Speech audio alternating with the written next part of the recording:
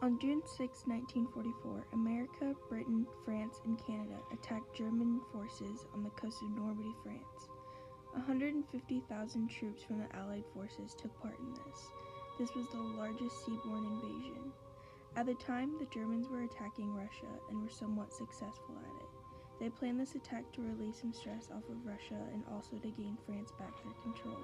This was a turning point for the war because having a foothold on France was essential to a full-scale invasion. This also led to the Brits capturing Paris, and the Nazis' resources were tied up in the Soviet Union. People say if D-Day never happened, this war would have continued indefinitely. Tuesday, July 6, 1944, there was an invasion on Omaha Beach. Many soldiers who had friends and families at home died during the battle. After a successful victory, many soldiers were able to finally go home. Years later, unnamed soldiers were asked to share some of their experiences and stories while they were in action.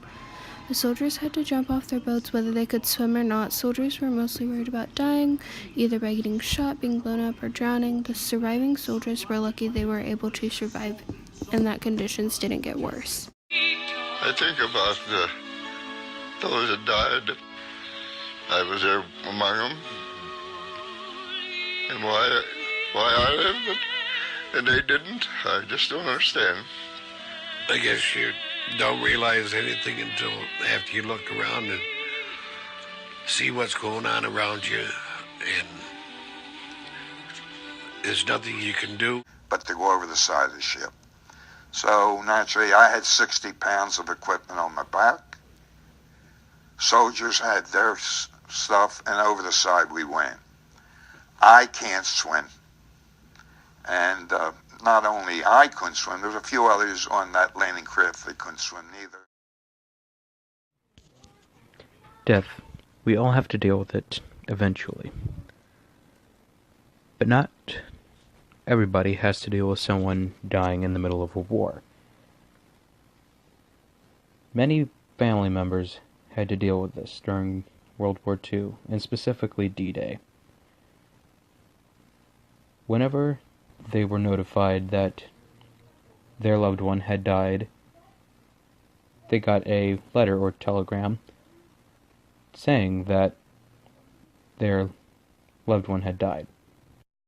I will now read a letter that was sent to one of the family members that someone in the present day found in a box.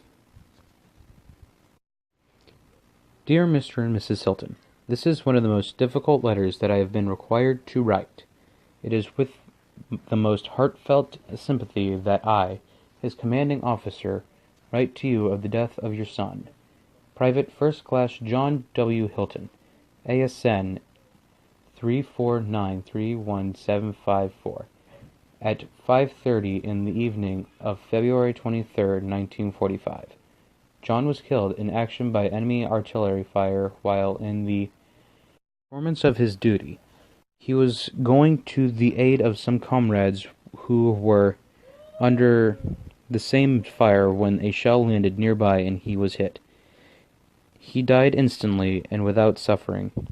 Services were conducted for him by our Protestant chaplain, and he now rests in the Army Cemetery in Brittany, France.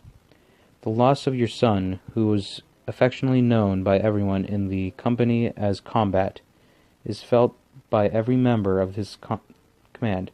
He was a cheerful lad who believed that a joke and a smile would go far towards making others happy. He was a splendid soldier. He proved by his conduct on the field of battle. The officers and men of this company